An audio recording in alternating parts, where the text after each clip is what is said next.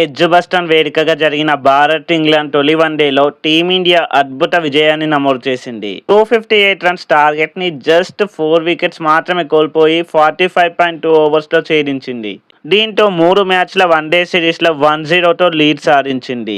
రోహిత్ శర్మ, విరాట్ కోహ్లీ ఇద్దరు కూడా పెద్ద స్కోర్ చేయకపోయినప్పటికీ శుభ్మన్ గిల్ అద్భుత innings, Washington Sundar cool batting, Axar Patel match finishing భారత విజయానికి బలమైన పునాది వేశాయి. అయితే ఈ మ్యాచ్లో అందరూ మాట్లాడేది గిల్ 80 పరుగుల గురించే. కానీ అసలు మ్యాచ్ని మలుపు తిప్పింది ఎవరు? గిల్ రిటైర్డ్ అయిన తర్వాత ఇంగ్లాండ్ ఎందుకు మ్యాచ్లోకి తిరిగి వచ్చింది?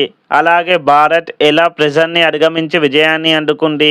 మ్యాచ్ లో జరిగిన ప్రతి మూమెంట్ ని ఇప్పుడు కంప్లీట్ గా అనలైజ్ చేద్దాం పరండి. Hi everyone, welcome back to our channel. ముందుగా టాస్ గెలిచిన ఇంగ్లాండ్ బ్యాటింగ్ ఎంచుకుంది. Ben Duckett, Jacob Bethell innings ని జాగ్రత్తగా స్టార్ట్ చేశారు. ఫస్ట్ పవర్ ప్లేలో భారత్ వికెట్ తీయలేకపోయినప్పటికీ పరుగుల వేగాన్ని మాత్రం పూర్తిగా కంట్రోల్ చేసింది. 12th ఓవర్లో గుర్నూర్ బ్రార్ వరుసగా బేటెల్, డకెట్ వికెట్లు తీసి ఇంగ్లాండ్ కి భారీ షాక్ ఇచ్చారు.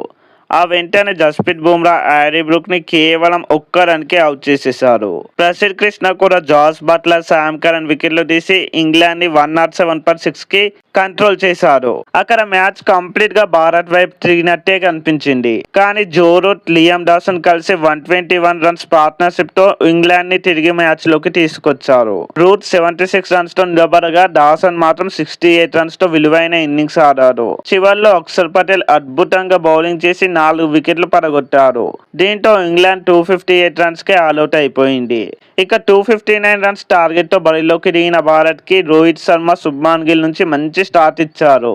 అయితే రోహిత్ 11 రన్స్ వద్ద శామ్ కరన్ బౌలింగ్ లో అవుట్ అయ్యాడు. కొద్దిసేపటిగా విరాట్ కోహ్లీ కూడా జోఫ్రా ఆర్చర్ బౌలింగ్ లో జస్ట్ 5 రన్స్ కి వెనుదిరిగాడు. ఒక్కసారిగా భారత్ పై ప్రెషర్ పెరిగింది. అలాంటి టైంలో కెప్టెన్ శుభ్మన్ గిల్ తన క్లాస్ ని మరోసారి చూపించాడు. Cover drives, pull shots, straight drives తో అద్భుతంగా బ్యాటింగ్ చేశాడు. మరోవైపు శ్రేయస్ అయ్యర్ కూడా మంచి సహకారం అందించాడు. వీరిద్దరు కలిసి 101 రన్స్ పార్ట్నర్షిప్ నెలకొల్పి మ్యాచ్ ని భారత్ వైపు తిప్పేశారు. కానీ 26th ఓవర్లో ఊహించని సంఘటన జరిగింది. 80 రన్స్ వద్ద శుభ్మన్ గిల్ రిటైర్డ్ అవుట్ అయ్యాడు. అక్కడి నుంచి మ్యాచ్ మళ్లీ ఉత్కంఠగా మారింది. శ్రేయస్ అయ్యర్ రన్ అవుట్ అయ్యారు. తర్వాత కేఎల్ రాహుల్ కూడా వెంటనే అవుట్ అయిపోయాడు. ఒక్కసారిగా ఇంగ్లాండ్ మ్యాచ్ లోకి మళ్లీ తిరిగి వచ్చింది. ఇప్పుడు భారత్ కి అవసరమైనది ఒక కూల్ పార్ట్నర్షిప్. ఆ టైంలో వాషింగ్టన్ సుందర్, అక్షర్ పటేల్ మంచి రెస్పాన్సిబిలిటీ తీసుకున్నారు. అవసరం లేని రిస్కులు తీసుకోకుండా గ్యాప్లు కనిపించినప్పుడల్లా బౌండరీలు కొడుతూ స్ట్రైక్ ని బాగా రొటేట్ చేశారు. అక్షర్ పటేల్ జస్ట్ 52 బాల్స్ లోనే 57 రన్స్ చేయగా వాషింగ్టన్ సుందర్ 52 రన్స్ తో చివరి వరకు నిలిచారు. ఇద్దరు కూడా అజేయంగా 102 రన్స్ పార్ట్నర్షిప్ నెలకొల్పారు. దీంతో భారత్ 6 వికెట్స్ ఘన విజయం సాధించింది.